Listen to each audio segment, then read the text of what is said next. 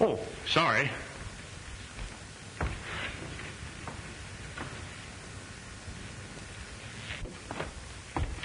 Oh, I gotta see the chief. Oh, but this is important. Manelli won't mind, will you? No, he won't mind. Well, I thought I sent for Lieutenant. Well,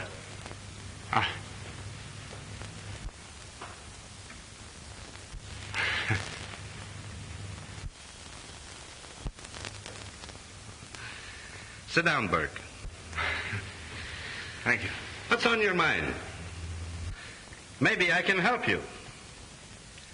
Possibly it's about my daughter.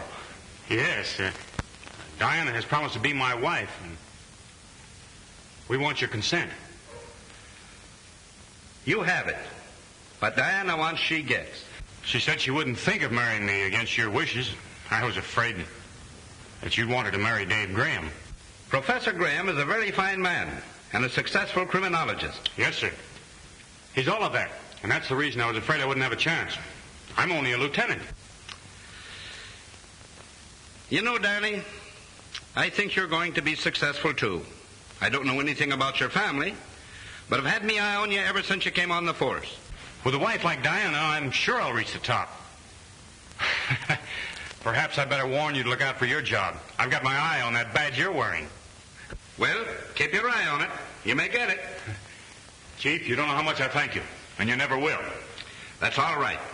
But I still want to see Bonelli. Oh, yes, sir. You're next.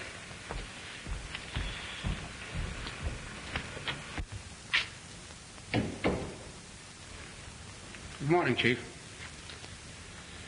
Bonelli, there's too many brawls in your district lately.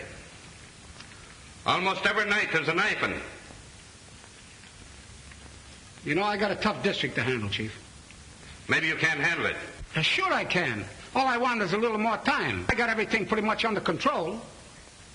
You know, there's two factions down there. And? How'd you like to go back wearing a patrolman's uniform? Well, I don't like that, Chief. Then listen, Bonelli. From now on, I want you to arrest every man down there that looks like he might know what a knife is. Now, that's all. Get out. Send Finnegan in. Yes, Chief.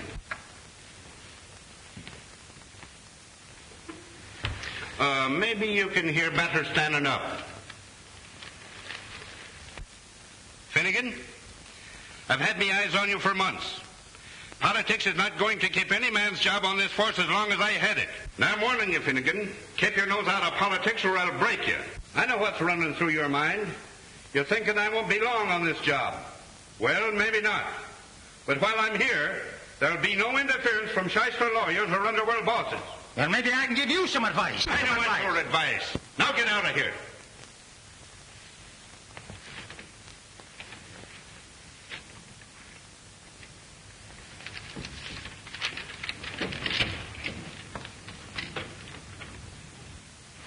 Miss Ryan, send Laban in, please. Yes, sir.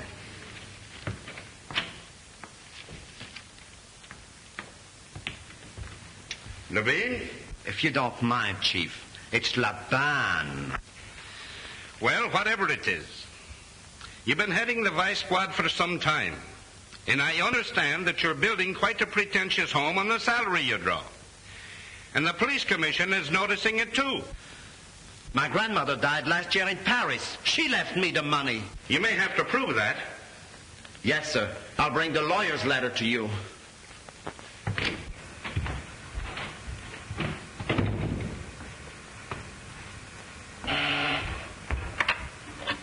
Yes, Chief. Get Captain Withers for me, please. Yes, sir.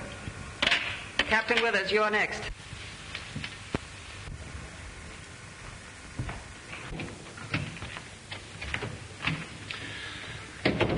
Hello, Bill.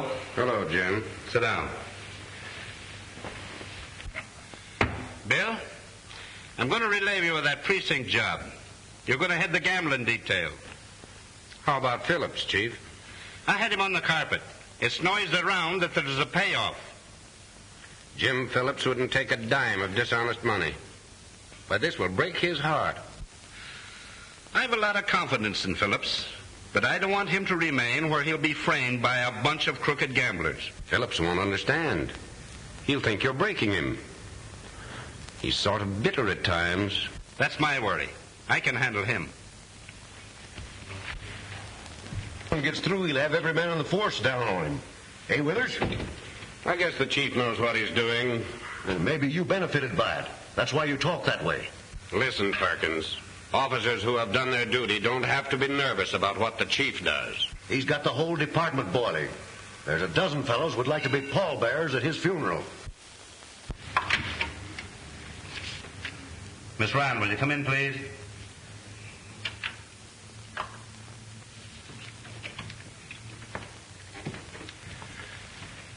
Is Inspector Silverstein here? He phoned and said he'd be here.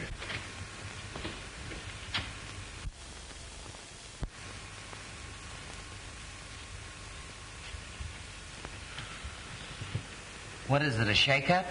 Shake up and down. As I was saying, Mary Ryan's got one of those red-hot Irish tempers. And as a policewoman, she packs a gun. If Sullivan thinks he can go gallivanting around with her daughter late at night and bring her in at all hours of the morning... Kathleen Ryan's the chief's secretary. And they...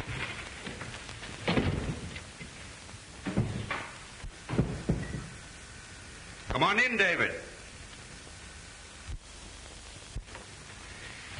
Hope I'm not intruding. Certainly not. Would you mind waiting in my private office? Thanks.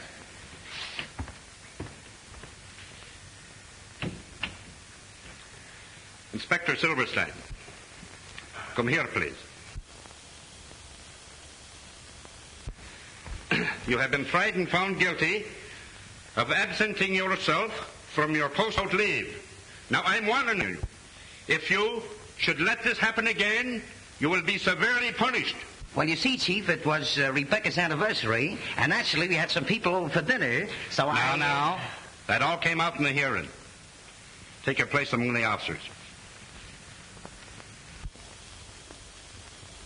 Gentlemen, I am proud to say that we have one of the finest police forces in the country. I know it's not 100%, but I don't know of anything that is.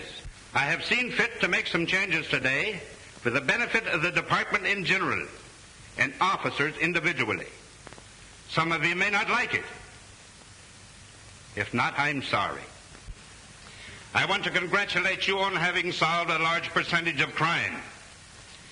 Furthermore, I want you to make this town so hot for the crook that he'll find it an unhealthy place to nest in. Do your duty. And as long as I head this department, your jobs will be safe. That's all.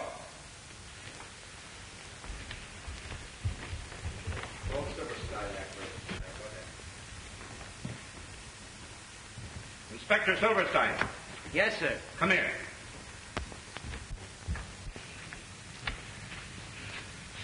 Tell Rebecca that I'm sore because she didn't invite me to her party. Also tell her that I'm dropping by some evening soon for gefilte fish and matzo balls. And some sweet and sour pickles and a nice piece of schmaltz-herring. Keep your seat, David.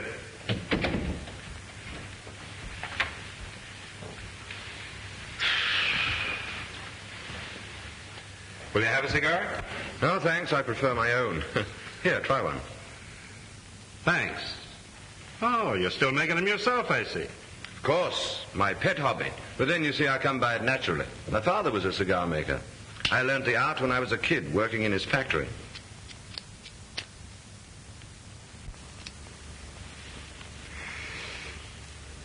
If I were a woman, I think I should go in for very expensive perfumes. But as it is, I have to content myself with fine imported tobacco and roses. course, you've heard of Diana's engagement. Sorry, David.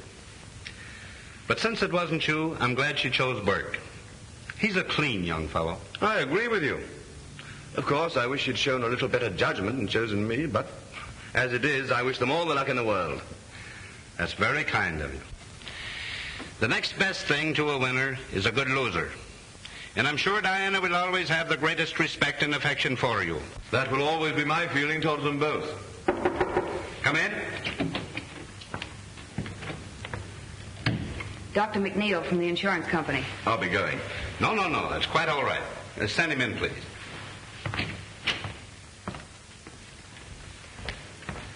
Hello, Mac. Sorry I had to have you come down here. All right, I'm glad to get out of Malvik once in a while. I want you to meet Professor Graham, Dr. McNeil. Glad to know you, sir. Thank you. Pleasure's mine. Professor Graham is a very successful criminologist and scientific detective. He's quite a booster of mine. And deservedly so. I've heard a lot about you, Professor. In fact, I've read of some of your marvelous crime solutions. Well, hasn't anybody a good word to say for my ability? From what I heard out in the hall, you rate pretty low as the chief. And from what I know of police, they like to do a lot of talking to other people, but they can't take it themselves. This is going to be fun. Come along, Doc. Let's operate. Huh? Thanks for the help, Professor. All right, sit down. And let's try the old pump. Hitting on 16 cylinders. I will try the blood pressure. There you are.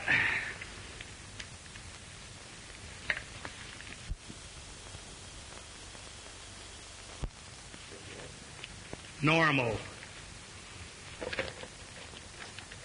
Let's see. Now, I guess you better... Are the lamps all right? Bet you can see in the dark with those glimmers. All right, the Mammoth Cave. Perfect as a prima donna's. All right, let's see now. Let's try the old bellows.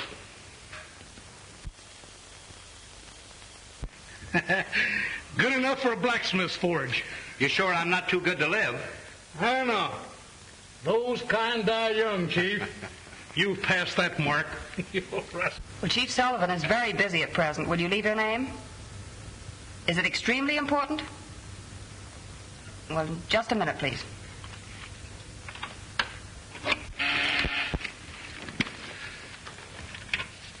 Yes? There's a party on the wire who won't leave a name. Says it's urgent. Chief Sullivan speaking. Who is this? I no time for cranks like you.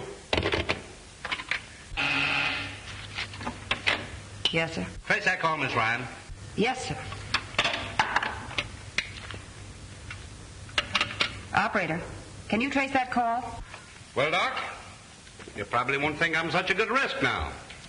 Fella just threatened my life. Second time it happened this week. Well, you certainly take it casually enough. He'll probably follow it up with a threatening letter and then annoy somebody else.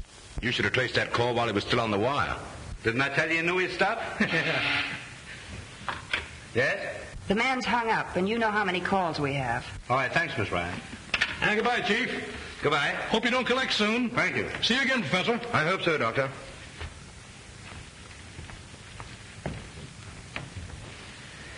Say, Graham, what about giving us a lecture tomorrow? Tomorrow? I've a pretty full day and a dinner engagement.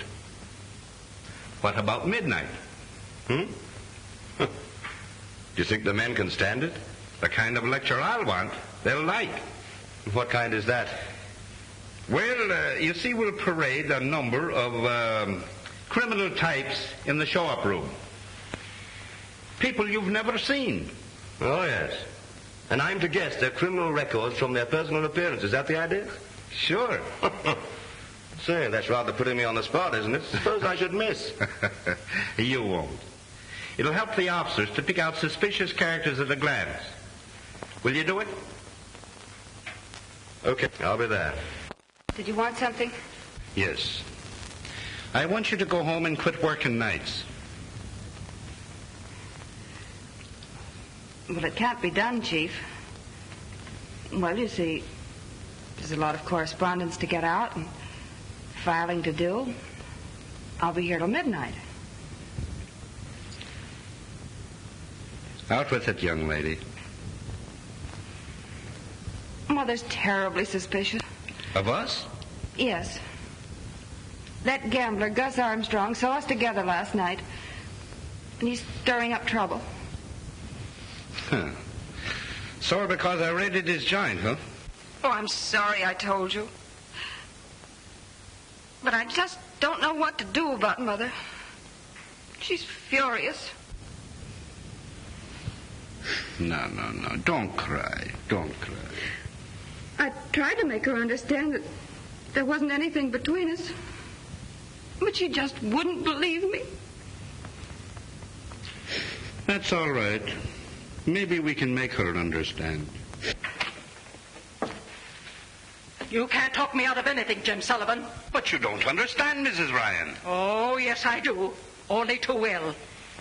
And you telling me all the lies. You're not fit to live in a decent home. If the law can't take care of this, I can. You're going to do what any decent man would. Well, you must be out of your head. I'll give you until tomorrow. Go and get your hat and coat.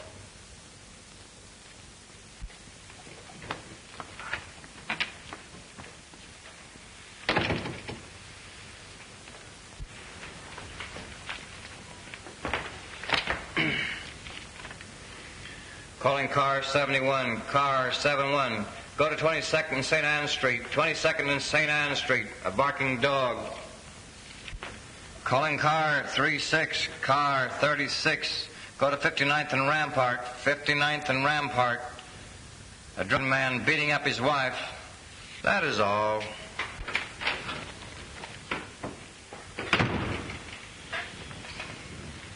Hello, Dan. All right, Jones. What's doing? Oh, just enough to interrupt a good story. Barking dogs, crowing roosters, fainting woman, 3 prowlers, guys beating up themselves, half a dozen drunks, and cat up a phone pole and won't come down. Oh, but that looks funny. What looks funny? Half a dozen drunks and a cat up a phone pole. Must be a polecat. Oh, you're pulling something on me, huh? Here's something interesting. Calling car 22, car 26, car 31, car 47. Disregard all other calls. Go to 72nd and D Street, 72nd and Weaver Street. Bank holdup. Bank holdup.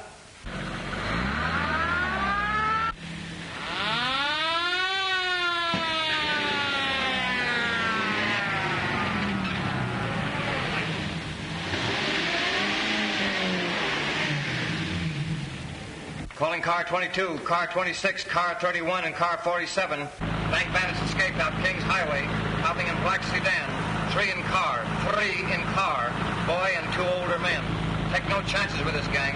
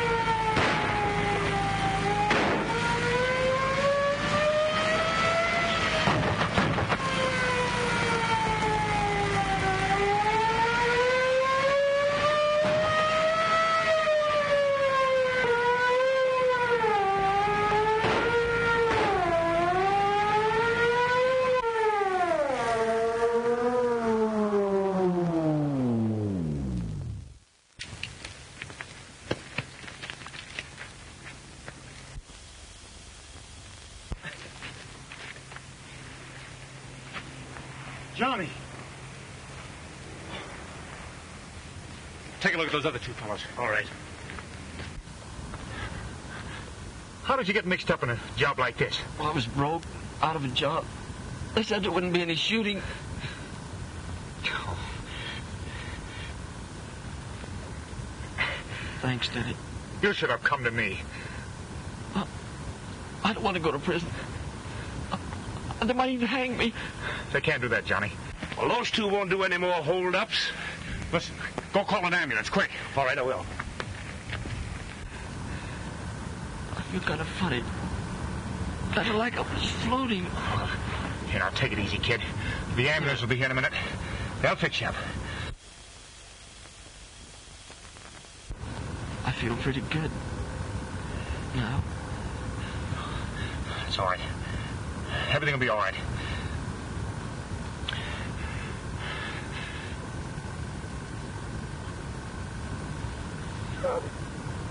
Johnny. Johnny.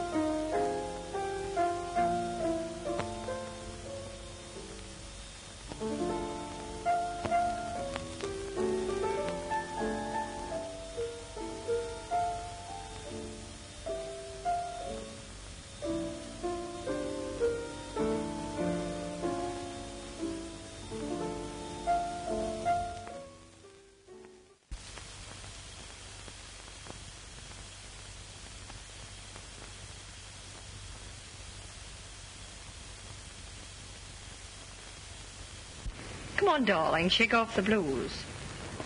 You know, you're an engaged man. Diana, I went through something today that doesn't make me feel exactly cheerful. A young fellow was trapped with a bunch of crooks. He was shot and killed. I understand how you feel, darling. He was only a kid. Told me it was his first job, but he was broke. You know, I'm glad you feel that way, even about that kind of a boy, but you'll get over it, won't you? Well, it's late.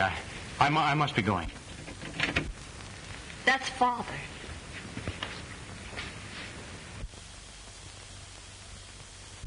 Hello there. Hello. It's a nice piece of work you fellows did today, Burke. Thanks. I was just saying good night, Chief. Would you mind waiting a few minutes? I'd like to talk with you. What? I'd be glad to. I'm a little tired. Will you excuse me? Surely. You run along and get some sleep. Good night, Father. Good night, Jane.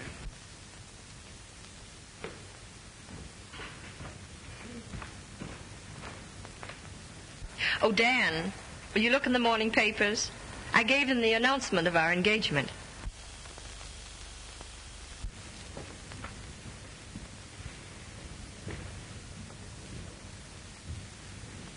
Sit down.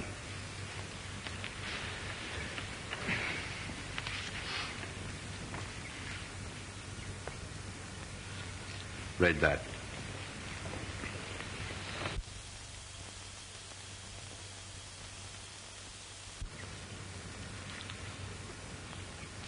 Of course, Dan, you'll release my daughter from the engagement. Release? Release Diana? Yes. 'Tis the only honorable thing you can do. But I love her. All the more reason why you should free her from a compromising situation. But I can't understand why I should be blamed for something my brother did. Then why did you deliberately conceal his identity? Because I knew the people wouldn't understand. Even Diana might not. I like you, Burke. Liked you well enough to give my consent to your marriage to my only child. Please understand me. It isn't because your brother was killed. I'm very sorry that happened. Duty is a hard work. But his being a criminal makes it impossible. But Johnny wasn't a real criminal. He was forced into it. He's only a kid. You know the law, Dan. A man was murdered, and he participated in the crime. Why, everybody would point out Diana as the wife of a man whose brother was a murderer. I'll tell Diana and let her decide for herself. You've already deceived her once by not telling her the truth. Well, I'll not release her. Yes, you will, Burke. You'll not trick my daughter into any marriage like this. You can do anything you like, but it won't do you any good. I love Diana, and she loves me. And nobody is going to come between us. Not even you, Chief. What are you two quarreling about?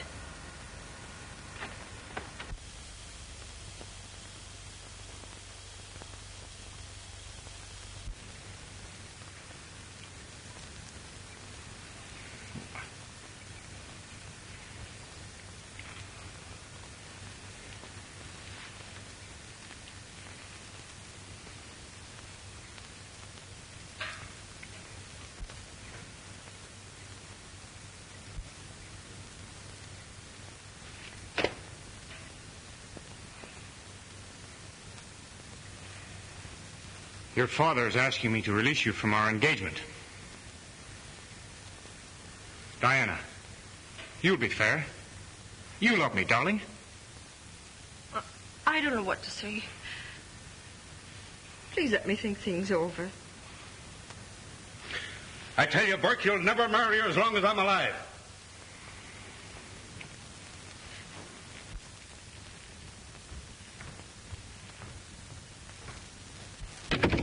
Oh, Dad.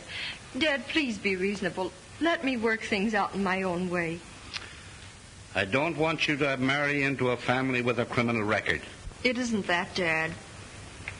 What hurts me is that the man I love tried to deceive me before our marriage.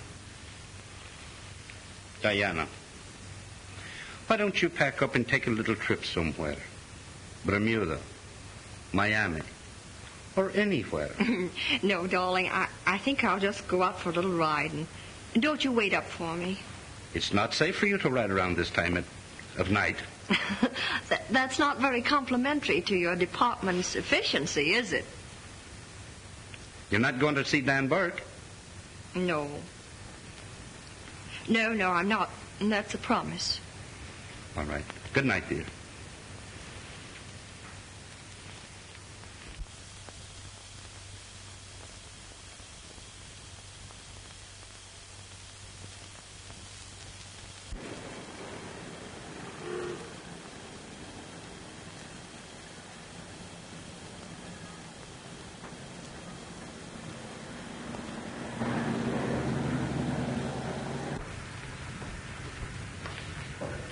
I've been waiting for you. Expecting me?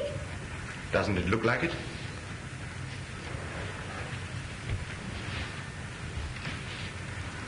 I suppose you also know why I've come here. Certainly. I read the evening paper. That'll brace you. David, what am I going to do? You know perfectly well what you're going to do. Only being a woman, you won't admit it. Well, I know. You're going to marry Danny Burke, and you'll be perfectly right. Why are you so sure? Well, after all, he isn't to blame for this tragedy in his family. But why didn't he tell me? Why did he hold things back from me? Try and realize what's running through the poor fellow's mind. He's engaged to a girl whose father happens to be the chief of police and has given his consent thinking he's going to have a son-in-law he'll be proud of. And then what happens? In the discharge of his duty, he's shooting it out with a bunch of gangsters and discovers that one of them is his own brother. His brother's fatally shot, and he thinks that no one is aware of his identity. Now, what's he going to do?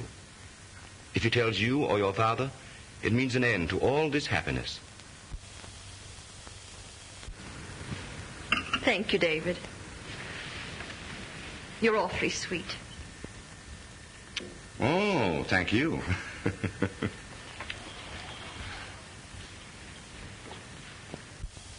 You know, as a matter of fact, all this explanation business was entirely unnecessary. What do you mean? You would have made the same decision through the proverbial intuition of your sex. Good night. Good night, dear.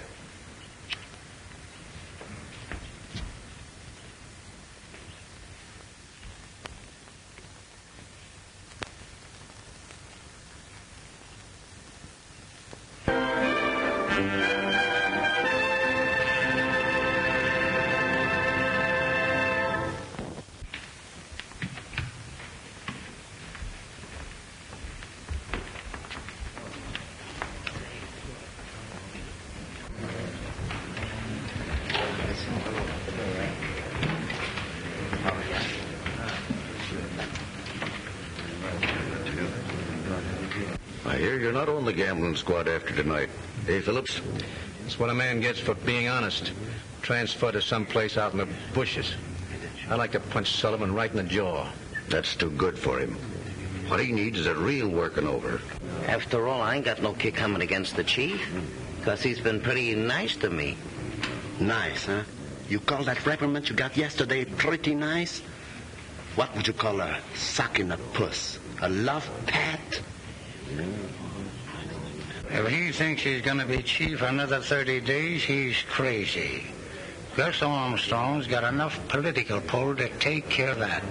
Accused you of playing politics, didn't he? Yeah. Well, what does he think he's playing, pinochle? Listen, my mind's made up and that's that. Diana is of age, and you can't stop us. My daughter will not go against my wishes. She has given me her word. I guess Dan Burke won't be so high and mighty when the police commission put him on the carpet with his kid brother. Sullivan, he'd get him out of that all right. Burke is going to marry the old man's daughter. Yeah, you got another guess coming. You think Sullivan's going to take on a son-in-law that had a bandit brother? Did you hear about Mary Ryan and the chief? Got wise that Sullivan take her out, huh? I was talking to the janitor last night. He said the old lady was threatening the chief, said he'd have to marry Kathleen or else.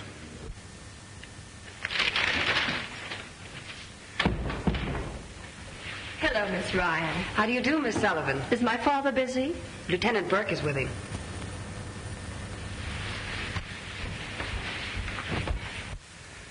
And that's final, Burke. Not with me. Hello, Danny. Hello, Father. Hello, darling. I've just been trying to convince your father. It's 10-1 you weren't successful. I wasn't. I'm the only one who can win an argument with him. But this is one time you won't. But, Dad, it isn't right to blame Dan for something his brother did. I don't. But it's the deception and the compromising of your reputation. Oh, let's leave out my reputation. I wouldn't let gossip keep me away from Dan. And now I'll tell you, just as I told him, that as long as I'm alive, he'll marry you. But, Father, we love each other, and we're going to be married and everything. Captain Withers is here. Send him in. Now, if you'll all excuse me, I'll see you later in the show-up room. Come in, Captain Withers. Pull up your chair and sit down.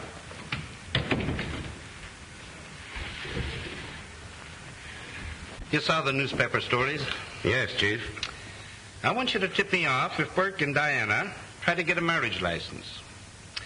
Diana's hard-headed and self-willed. And Burke has indirectly threatened me if I interfere with his marriage plans. Okay, Chief. Anything else? Yes. Something very confidential. The gambling interests are out to get me. Yeah? You know Gus Armstrong. Yeah. He's passed the word to Mary Ryan that everything isn't on the level between Kathleen and me. And the old lady's up in arms. Fire the kid and prefer charges against the old lady if she squawks. Just what they'd want me to do. Play right into their hands. That's the setup that knocked over our former district attorney. What are you going to do about it? That's your job, Bill. Just what is there between you and Kathleen? I'm very fond of the girl, but not to the point of marrying. But she thinks she's desperately in love. Armstrong has all the details, huh? Yeah. Mary Ryan actually threatened you? If I didn't marry her daughter. Besides Burke and the Ryan woman, I've had numerous threats by phone. Any idea concerning those? Chuck Finnegan's pretty chummy with Armstrong. And there's a lot of others sore on account of the changes made in the department yesterday. Well, I'll see you here after Graham's lecture. Yes. I have an ace up my sleeve. All right, thank you.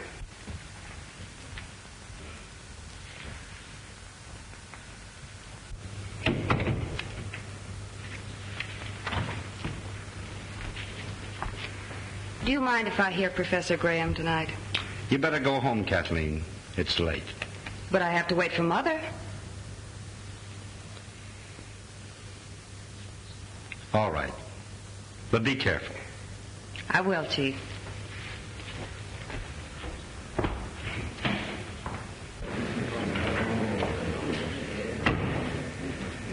You've been pretty white about this situation, Graham. I want to thank you. I've always been interested in Diana's happiness. Father believes in you, David. I wish you could bring me round to our point of view. It's going to be a little difficult, but I'll try. Thank you.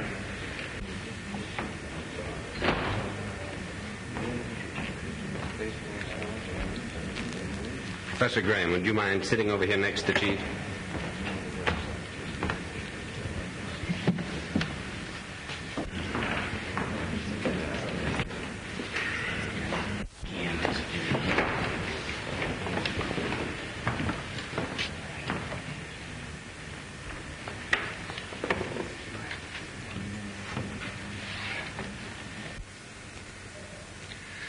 All right, Withers.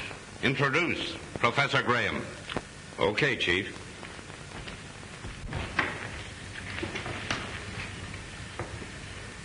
Ladies and gentlemen, we have with us one of the world's outstanding criminologists. Most of us know him as a personal friend who has helped the department solve some of its most baffling problems. Tonight he will talk on the physical characteristics of the various types of criminals. He will illustrate his talk with a number of prisoners whom he has never seen before. As the prisoners are paraded by him, he will classify them by their physical characteristics. We shall see whether the deductions agree with our records. Ladies and gentlemen, Professor David Graham.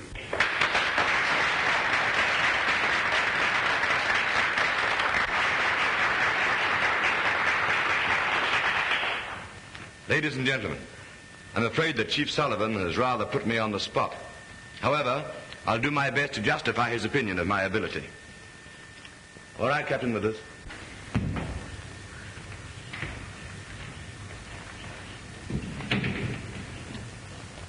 Duped into crime. Charge. Arrested on suspicion of theft. Record. Served 2 years in state reformatory. 18 months in the Good Shepherd Home for the feeble-minded. Oh, come on. Had his mind been alert, he would never have attempted violence at such an inopportune moment.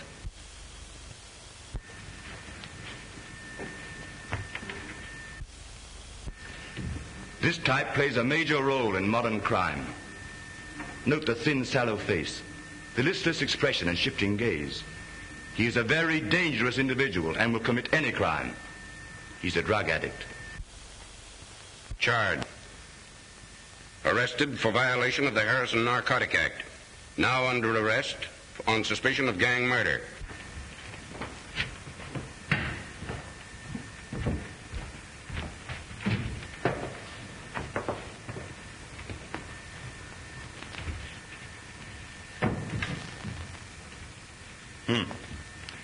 The larger girl is aggressive. If started on a life of crime, she would actively participate with male criminals, drive a bandit car, act as might possibly use a lethal weapon. The smaller girl has no initiative, just prefers the easy life. Charge.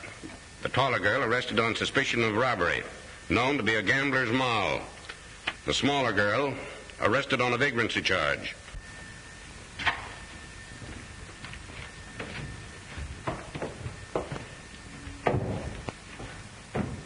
He's a very dangerous criminal.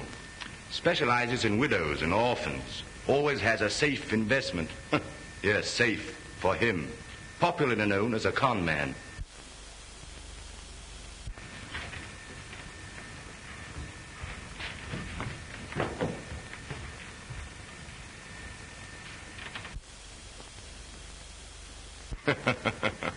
Not a criminal type at all. I wouldn't mind having a dinner date with her. That is, if she'd accept the date. Maybe you'd better introduce us first, Captain Withers.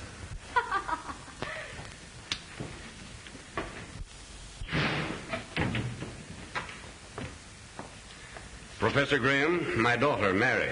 How do you do? I'm happy to meet you.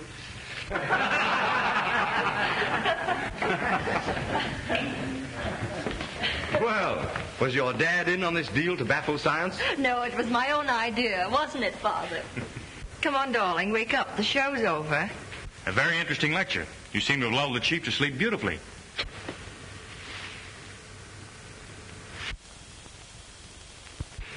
Oh, he's dead.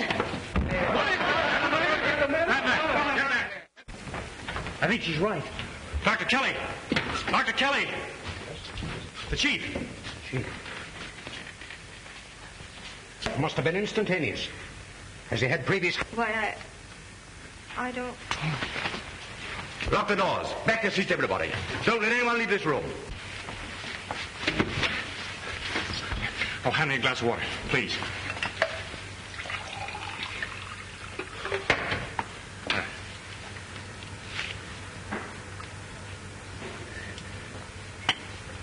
Mike. Are you all right, Diana? Yes, I'm all right. Oh, come here. This man has been murdered, and the killer's right here in this room.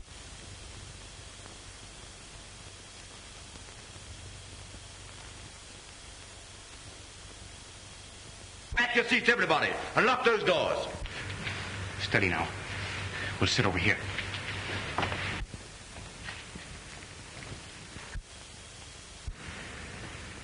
Looks like a plain case of heart attack. That's what it's supposed to look like, Doctor. But I happened to be in Sullivan's office last night when Dr. McNeil examined him and pronounced his heart perfectly normal. Captain Withers, do you know of anyone here who might have wanted a thing like this to happen?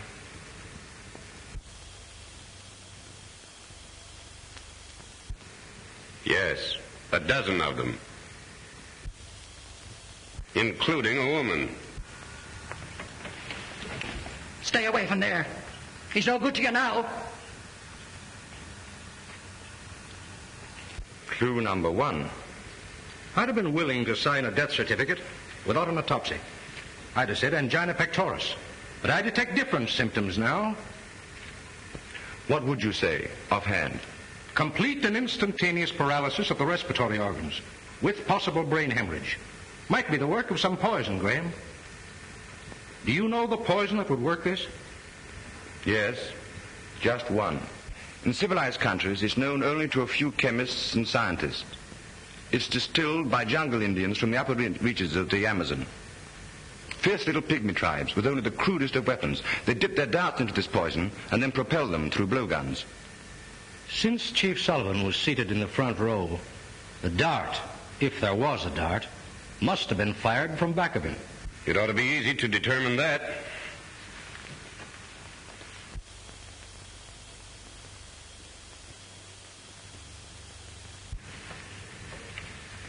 It's here, all right. An ordinary sewing needle. Oh, be careful, Doctor. The point may still be deadly. How would you say it was injected? By hand? No. I should say blown through a tube. What sort of a tube? Oh, any small type. Possibly a cigarette holder. What would you suggest? That a preliminary autopsy be performed immediately.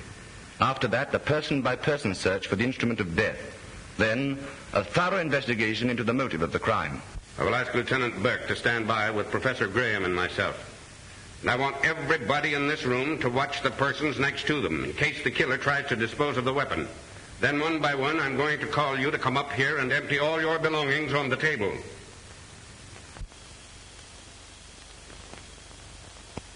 Each of you who has any knowledge of a possible motive to write it down on a slip of paper which will be handed to you. You need not sign your names.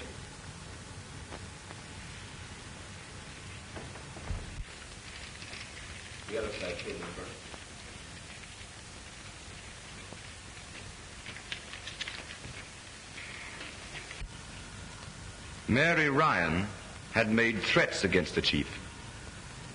That's right. Sullivan told me tonight she'd been threatening him. I did not kill him. I only wanted him to marry my Kathleen. If you killed him, I hope they punish you. You were always threatening him. Sit down, Kathleen. Your mother didn't do this. Women are not expert enough to do a job of that kind. They kill rather crudely.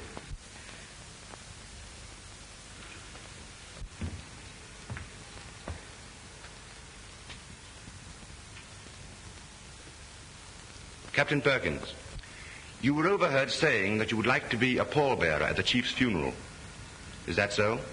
Maybe I did say it. What of it? I was sitting right here by Phillips, wasn't I? Yes, right here by me. Graham, listen. The needle in Sullivan's back didn't kill him. He was already dead when it struck him. How do you know that? The wound didn't bleed. Circulation had stopped.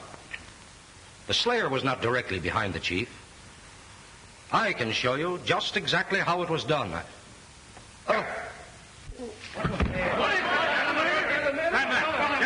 Get back there and sit down. I'll take charge of this. Francie, Davis, carry him back to his room. Come on, grab his shoulders. Come on, easy. Now listen. If I don't locate the killer within the next 10 minutes, I'm going to arrest everyone in this room and give them a grilling and make the third degree look like a petting party.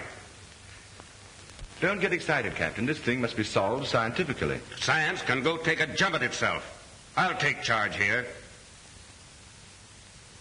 Burke, go back to your seat.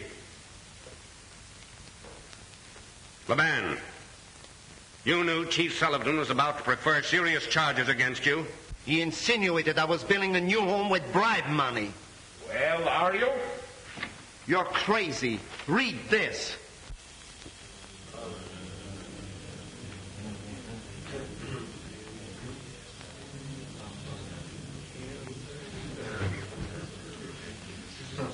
I told the chief I'd bring a letter to prove that I inherited the money.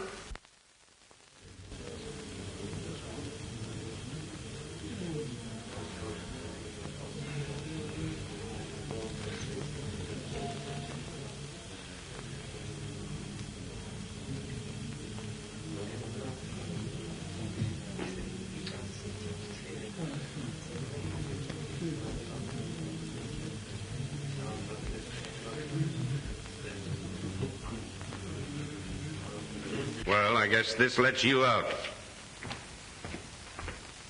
You've got to help me, Diana. You've got to be brave and see this thing through. There's a light switch over there. When I signal you, pull it. But I'm afraid somebody else will be killed when I turn the lights out. Trust me, honey.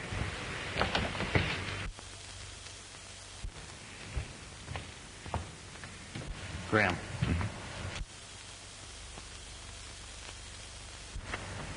I've got the tube the needle was shot from. Oh, you have you? And also the perfect solution to the crime. So have I. All right, take him with us. There's your man. What? Burke, you're under arrest. Oh, just a minute. Turn on those lights. Turn on those lights. Someone has killed Burke. Daddy! Get back. Get back. Stay back where you belong. Daddy! Listen, Diana. He killed your father. He killed him because he was opposed to your marriage. Then he killed Dr. Kelly to cover up the first crime. You see, he'd known for the past half hour that I had the evidence on him. He took the only way out. Killed himself with his own poison. You'll find the deadly tube in his pocket, cleverly concealed in a cigar.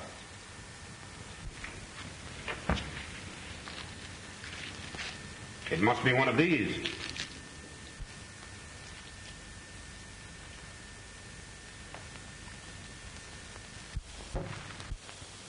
You see? Well, I don't think you need much more evidence. You might as well dismiss the others.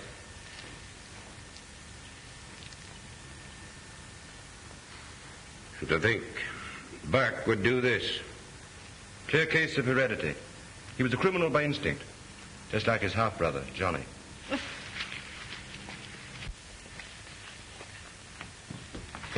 Take your hands off that girl, Graham, and keep 'em up high off that cigar. This looks too much like the cigar you planted on me. I knew you'd try to shoot one of your poison darts at me when you learned I had the goods on you. That's why I put the glass tabletop between us when the lights went out. Then all I had to do was play dead while you gave one of your scientific explanations. The real explanation of why you killed Chief Sullivan and Dr. Kelly. You find a poisoned thorn in the sleeve of Chief Sullivan's coat. It fits on the stem of this rose in his lapel. Well, what gets me is why he fired the needle in the chief's back when he was already dead. Evidently to plant suspicion on somebody sitting behind the chief. That somebody being myself. This is the cigar he had when he tried to kill you, but there's no metal tube in it. Then there must be a hollow tobacco stem in it that would be consumed when he smoked. Didn't I tell you last night that a mere man hasn't a chance against a woman's intuition?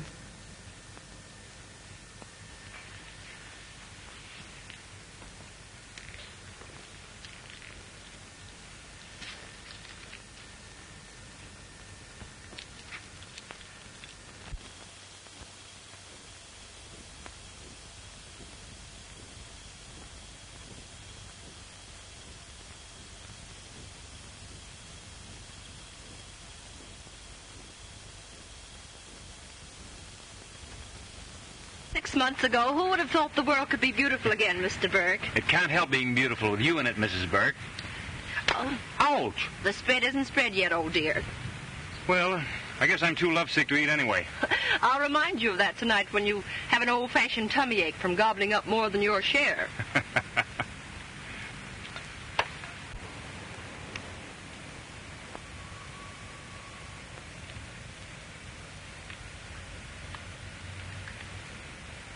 Gee. Well, what's the latest sensation? Oh, nothing. What are you reading? Nothing. Skip it. Let me see. Now, listen, Oh, come on. I want to see it.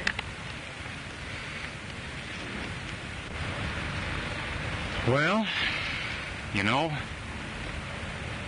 it's far better that way. It's a curious thing. Terrible as his crime was, somehow I never wanted him executed. Maybe it's because I can't forget his good side. His gentleness. His sympathy. Oh, Dan, why did he have to do it? Well, only a few days ago we discovered his diary, in which he diagnosed his own case. Everything he jotted down showed the great mental crisis he was going through. There were many notations about a certain girl that he couldn't bear to lose.